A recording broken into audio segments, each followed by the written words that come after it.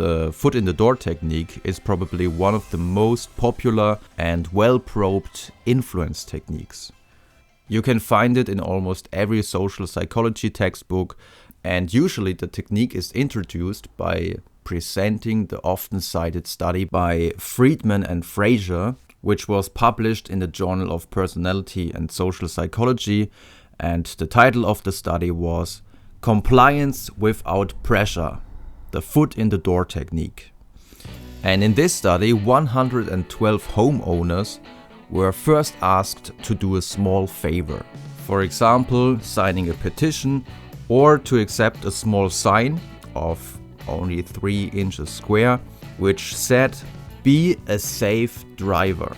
So it was all about improving traffic safety, and they were asked to put this sign in the window or in their car, so that other drivers should be reminded of driving carefully. And many homeowners showed compliance to this small request. They said, well, why not? It's just a small sign. I don't care that much. But even though it was just a small request, now the foot was already in the door. This could be seen 2 weeks later when they were contacted again, now from somebody who said, well, we are from the Citizens for Safe Driving and we want to improve traffic safety, so it would be great if you gave us your consent to hang up this sign. And then they were shown a picture of an exemplary sign, which was that big, and now I quote from the study, that it obscured much of the front of the house and completely concealed the doorway. And the text on the sign was poorly lettered and just said, "Drive carefully." So quite a monster to have in your front garden. And one would guess, well, probably nobody would do that. But in fact, the compliance rate was surprisingly high. More than 50% of the participants showed compliance to the large request if there was a small request before, if there was a foot in the door before. If there was no foot in the door and the participants were contacted only once just to ask, well, would you be willing to hang up this large sign? Then the compliance rate was much lower. In this control group, there were only about 17% who said, well, okay, let's do that.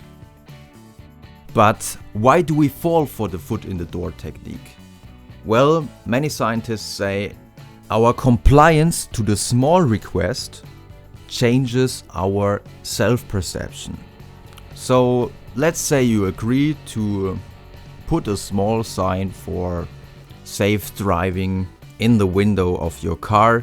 This might indeed change your attitude towards this topic. All of a sudden, safe driving, a topic that you didn't care about at all of a sudden, safe driving becomes more important to you.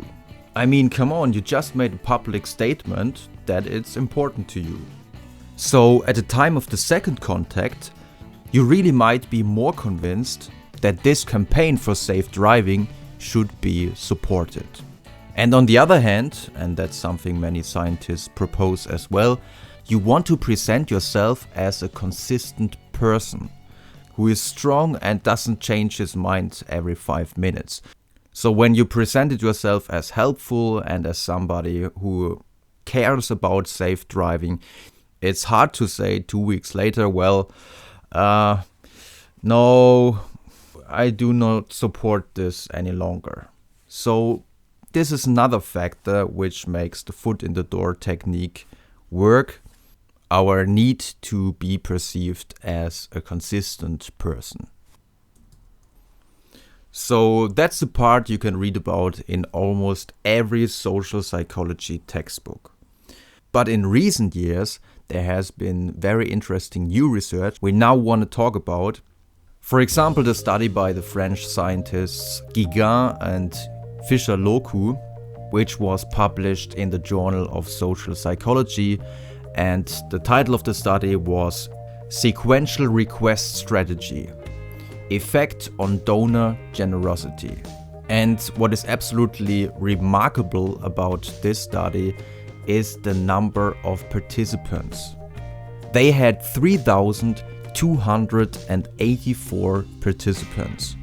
3,284 passers-by in a French city were approached by all in all 164 psychology students. And the mission of the psychology students was just to ask the passers-by for money. And therefore they used two strategies. One group used the foot in the door technique. So they started with a small request. They asked, "Please, could you tell me what time it is?" And almost all but 3 passers-by agreed to this small request and gave the time. After a short pause, the passers-by were asked a larger request. "Excuse me, would you have 1 or 2 coins to give me?" When they used this foot in the door technique, the compliance rate was 43%. And it was significantly higher than in the control condition, in which there was no foot in the door and the participants were immediately asked for money. In this control condition, only 28% were willing to give coins. So next time you go out to beg for money, don't forget to ask for the time before.